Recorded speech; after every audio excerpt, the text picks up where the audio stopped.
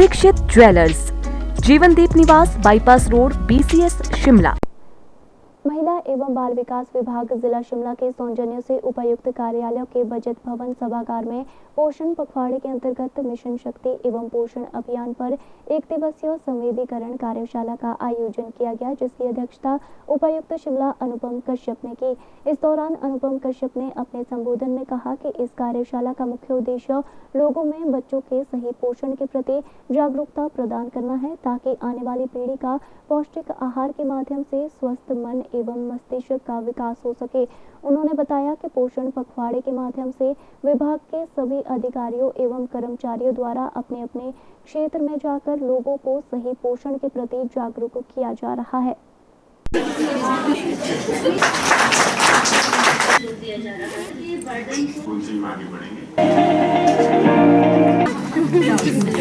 देखिए, मुख्य उद्देश्य तो यही है कि आने वाली जो बच्चों की पीढ़ी है वो हृष्ट-पुष्ट हो, अपने पौष्टिक आहार से अपने स्वस्थ मन का और स्वस्थ मस्तिष्क का विकास हो।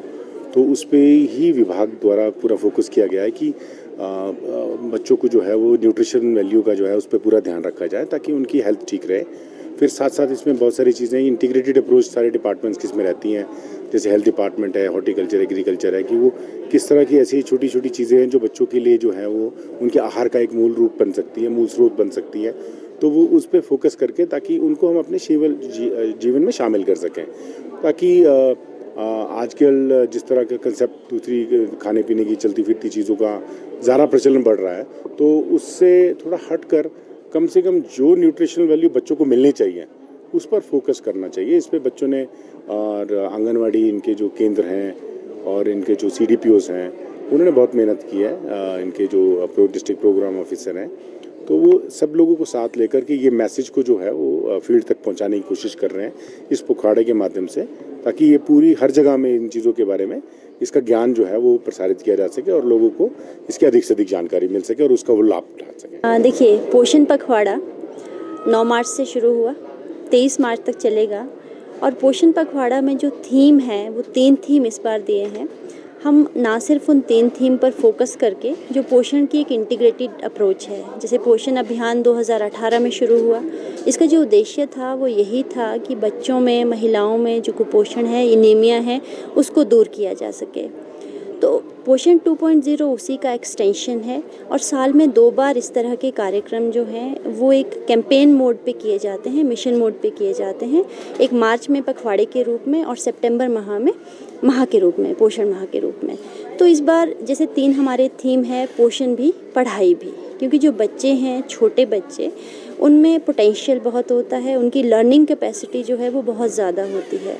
तो उसको अगर टैप किया जाए, आंगनवाड़ी केंद्रों के माध्यम से हम बच्चों को न्यूट्रिशन तो दे ही रहे हैं और साथ साथ में उनको खेल खेल में पढ़ाया भी जा रहा है, स्कूल के लिए तैयार भी किया जा रहा है। तो इससे पोषण भी, पढ़ाई भी का कॉन्सेप्ट जो है वो निकल करके आता है। साथ ही साथ में जो दूसरा है कि हमारे ट्रेडिशनल फूड हैं, हम उनको भूलते जा रहे हैं। जो हमारे पारंपरिक व्यंजन थे वो नेचुरली हेल्थ के लिए बहुत अच्छे थे। तो आहार जो है वो इस तरह का होना चाहिए कि उससे हमें पोषण मिले, हमारे स्वास्थ्य लाभ हमें मिले। तो हम प्रमोट करते हैं रेसिपीज़ लगा करके, एग्जीबिशन लगा करके पारंपरिक व्यंजनों का और मिलेट बेस्ड रेसिपीज़ का एक मैसेज देना चाहते हैं लोगों को कि अगर हम इन्हें अपने भोजन में सम्मिलित करेंगे तो नेचुरली हमारा जो स्वास्थ्य है वो अच्छा रहेगा। तो ये एक प्रयास रहता है हमारा। इसके साथ साथ इस बार एक थीम है infant and young child feeding practices, कि जो बच्चे हैं उनका पैदा होते ही क्या आहार होना चाहिए। नेचुरली माँ का जो दूध है वो बच्चों के लिए सर्वोत्तम आहार है। और उसके साथ साथ 6 महीने के बाद, क्योंकि उनको अब अन्न शुरू करना है, तो आपने देखा होगा यहाँ पर भी हमने बच्चों का अन्नप्राशन जो है वो डिप्टी कमिश्नर सर के माध्यम से करवाया। तो वो यही मैसेज है कि जब 6 महीने की बच्चा आयु पूरी करता है, उसके बाद बच्चों का जो आहार है वो ये निर्धारित करता है कि बच्चे कुपोषित होंगे या सुपोषित। तो उस टाइम का जो खाना है, जो कॉम्प्लीमेंट्री फीडिंग है, उसका बहुत अच्छा होना, क्वालिटी फूड होना वो ज़रूरी है। साथ ही साथ आंगनवाड़ी केंद्रों में हम वेइंग भी करते हैं बच्चों के, और वेइंग से ये पता चलता है कि बच्चों का जो न्यूट्रिशनल स्टेटस है वो कैसा है। बच्चे जो हैं वो जिस वृद्धि और विकास उनका होना चाहिए, जिस तरह वो अपनी आयु के हिसाब से बढ़ने चाहिए, वो बढ़ भी पा रहे हैं या कि नहीं। तो ये पोषण पखवाड़े के हमारे मेन थीम हैं और हमारी जो गतिविधियां हैं सिर्फ डिस्ट्रिक्ट लेवल पे ना हो करके ये हमारे सभी ICDS जो प्रोजेक्ट्स हैं वहाँ पर हमारे सभी जो सुपरवाइज़र सर्कल्स हैं, आंगनवाड़ी केंद्र हैं, वहाँ पे डेली बेसिस पे हो रही हैं।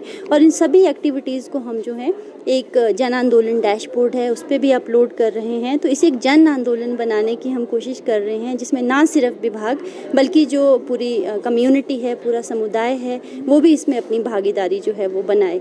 इसके साथ साथ जो महिलाओं के लिए कार्यक्रम चल रहे हैं, स्कीम्स चल रही हैं, बच्चों के लिए जो अधिनियम चल रहे हैं, उनके बारे में भी हम लोगों को बताना चाहते हैं ताकि वो अवेयर रहें कि कौन सी ऐसी योजनाएं हैं जो महिलाओं के लिए हैं, ताकि वो अगर पात्र हैं तो उसका लाभ ले सके।